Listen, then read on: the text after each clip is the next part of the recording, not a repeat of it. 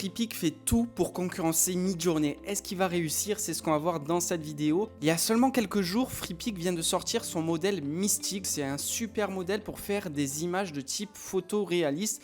On va le découvrir tout ça aujourd'hui, mais avant ça, petite mise en contexte, il y a quelques semaines, Freepik a racheté Magnific AI. Magnific AI, on l'a déjà traité sur la chaîne, c'est un outil qui permet d'upscale les images et lui donner un cachet vraiment ultra réaliste. En ayant ces informations en tête, on peut tout simplement se dire que le modèle Mystique, c'est finalement un modèle basé sur flux, comme on l'a ici sur Freepik, et avec après une surcouche de Magnific AI pour faire un upscale un petit peu plus réaliste sur la qualité des photos. Dans cette vidéo, je vous propose qu'on fasse un petit tour du propriétaire de Freepik et surtout du modèle Mystique. On va voir un petit peu ce qu'il a sous le capot et si c'est un modèle qui est intéressant à utiliser ou pas. Comme d'habitude, on va comparer Mystique avec Midjourney pour voir un petit peu quelles sont les grosses différences et voir lequel des deux outils est le plus intéressant à utiliser. On va commencer directement par aller sur le site de freepik.com, donc je vous mets le lien en description bien entendu.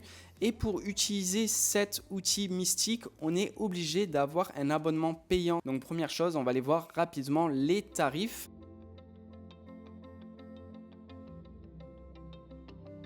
Et on va se mettre en tarif mensuel. Le premier tarif commence à 8 € par mois qui nous donne droit à 7000 crédits et il faut savoir qu'une génération avec Mystique coûte 50 crédits. Si on fait les calculs pour 8 €, on peut générer 140 images mystiques.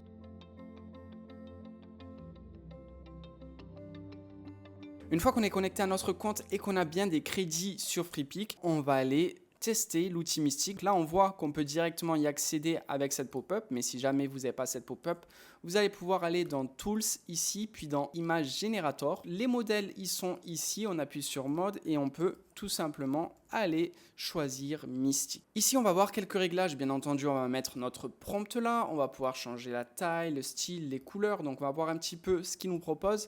Pour le ratio d'image, voici tous les ratios qui sont disponibles. On ne peut pas choisir de ratio personnalisé comme on pourrait le faire avec Midjourney. Ce qui est intéressant sur Freepik, c'est qu'il nous propose directement des styles pour nous inspirer. Par contre, je trouve que la liste, elle est assez faible. C'est pas avec ça qu'on va aller très loin. C'est pour ça que j'ai créé la bibliothèque Ultima. Donc la bibliothèque Ultima, c'est une énorme bibliothèque qui regroupe des mots-clés, des structures de prompts, des styles, des personnages, etc. Là, ce qu'on va aller voir, c'est directement les mots-clés. Et là, je vais avoir la liste de plus de 900 mots-clés. Donc, c'est énorme. Mais ce qui est intéressant, c'est qu'ils sont tous catégorisés. Et du coup, lorsque je clique sur effets, je vais avoir énormément d'effets que je vais pouvoir comme ça copier-coller directement dans mes prompts. Là, si je prends par exemple super macro, j'ai juste à cliquer, on voit que ça m'a copié le mot-clé et maintenant lorsque je retourne dans Freepik, je peux directement le coller dans mon prompt. C'est pareil pour la catégorie des couleurs. Donc là on le voit, il y a seulement 5 couleurs disponibles alors que si je vais sur la bibliothèque Ultima et que je vais dans couleurs, je vais tout simplement en avoir des dizaines et des dizaines. Pour la partie caméra, là aussi c'est super intéressant, c'est les angles de vue. Ici, il n'y en a pas énormément. Alors que sur la bibliothèque Ultima, dans la catégorie prise de vue, il y en a encore une fois des dizaines. Donc là, il y a vraiment de quoi faire. Maintenant, on va vraiment rester concentré sur Mystique. Pour le prompt, on va tester ça. Super macro, raccoon. Raccoon, c'est tout simplement un raton laveur. On se met bien en mode Mystique et on lance la création. Ça va prendre quelques secondes à se générer. Et voici le résultat. Donc on le voit, il est vraiment super bien fait, très détaillé. Chaque poil du raton laveur est très détaillé. Donc ça, c'est vraiment magnifique. Et en fait, ce qui est intéressant, c'est qu'on voit que directement, c'est une image au format Ultra HD. Ça nous rend des images qui sont directement ultra qualitatives.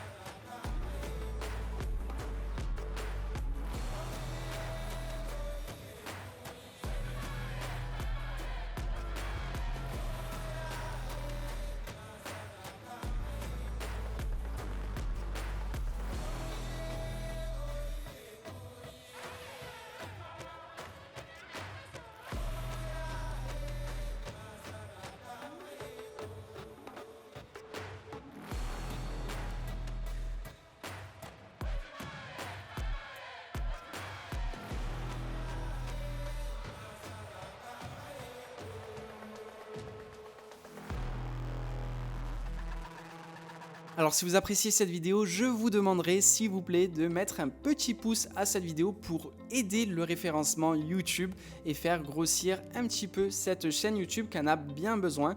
Je vous remercierai jamais assez pour l'attention que vous me donnez. Et maintenant que c'est fait, on va continuer cette vidéo tranquillement.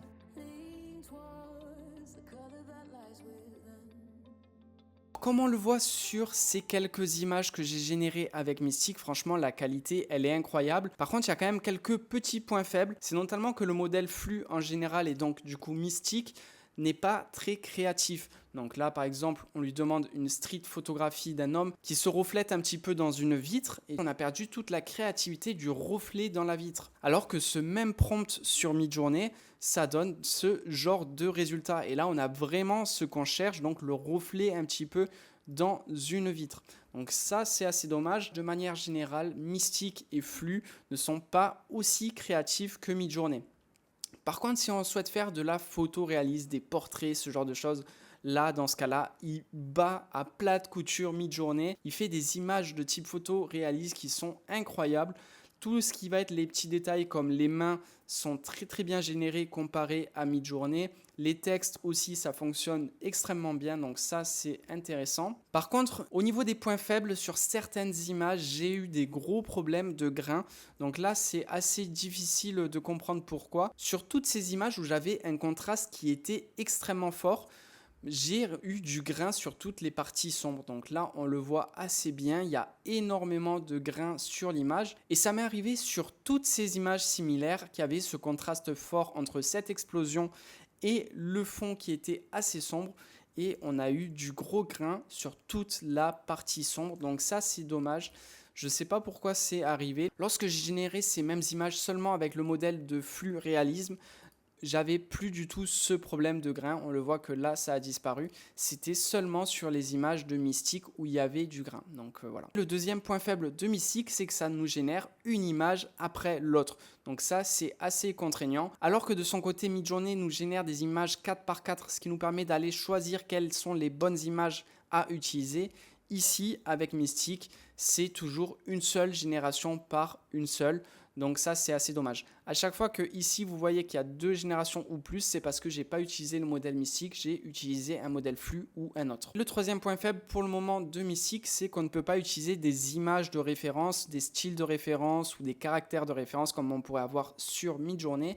On pourrait se dire, ok, ben là, il y a ce petit bouton pour ajouter des images de référence.